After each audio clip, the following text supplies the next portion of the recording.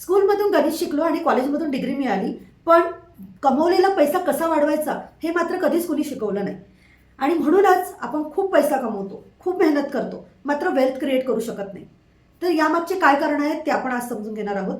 नमस्कार मित्रांनो, मी चंदा कुलकर्णी, तुमची आपली फायनान्शियल ॲडवायझर. आजच्या या व्हिडिओच्या माध्यमातून मी तुम्हाला सांगणार आहे की तुम्ही तुमचं वेल्थ कसं क्रिएट करून घेऊ शकता.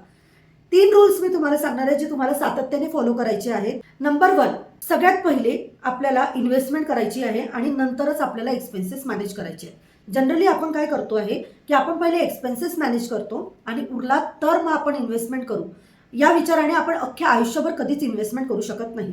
तर या नियमाला सगळ्यात पहिले आपल्याला बदलवायचं आहे. इन्व्हेस्टमेंट पहिले आणि एक्सपेन्सेस नंतर. नंबर 2, आपल्याला आपल्या इन्कमच्या 20% तरी इन्व्हेस्टमेंट करायचं आहे. म्हणजे जर तुम्ही 50,000 रुपये पगार कमवत असाल तर कमीत कमी 10,000 रुपयाची SIP तुम्ही स्टार्ट करायलाच हवी.